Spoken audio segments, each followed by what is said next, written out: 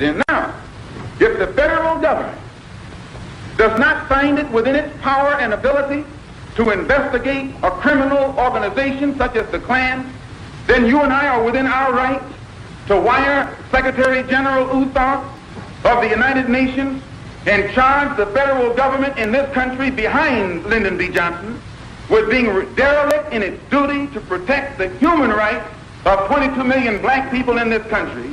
And in their failure to protect our human rights, they are violating the United Nations Charter, and they are not qualified to continue to sit in that international body and talk about what human rights should be done in other countries on this earth.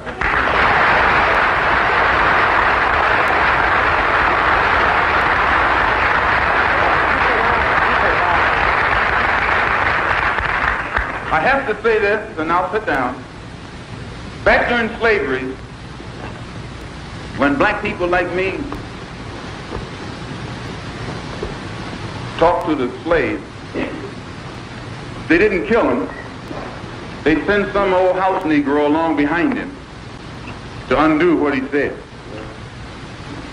You have to read the history of slavery to understand this. There were two kinds of Negroes. There was that old house Negro and the field Negro.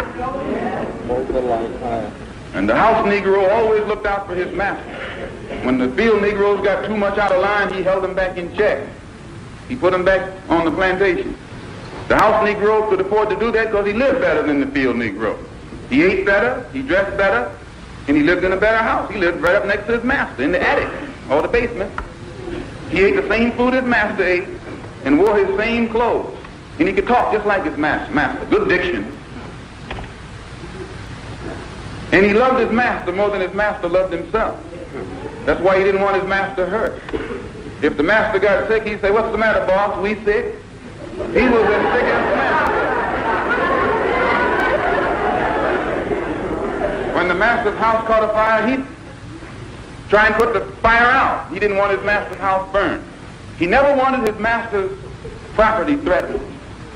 And he was more defensive of it than the master was. That was the house Negro.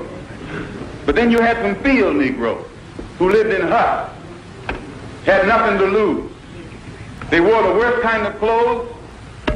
They ate the worst food. And they caught hell. They felt the sting of the lash. They hated their master. Oh, yes, they did. If the master got sick, they prayed that the master died.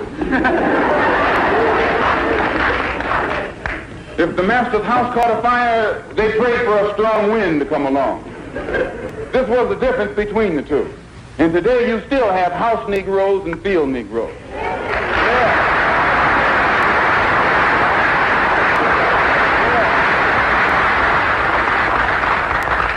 I'm a field Negro. If I can't live in the house as a human being, I'm praying for a wind to come along. If the master won't treat me right and he's sick, I'll tell the doctor to go in the other direction. But if all of us are going to live as human beings, as brothers, then I'm for a society of human beings that can practice brotherhood.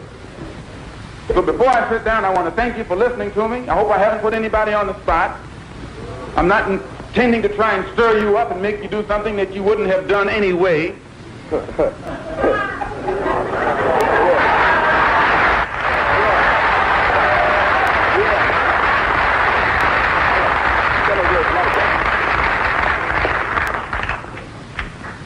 I pray that God will bless you in everything that you do. I pray that you will grow intellectually so that you can understand the problems of the world and where you fit into in that world picture. And I pray that all the fear that has ever been in your heart will be taken out. And when you look at that man, if you know he's nothing but a coward, you won't fear him. If he wasn't a coward, he wouldn't gang up on you.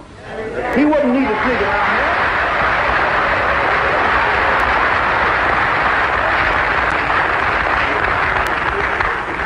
This is how they function. They function in mobs. That's a coward. They put on a sheet so you won't know who they are. That's a coward. No. The time will come when that sheet will be ripped off. If the federal government doesn't take it off, we'll take it off.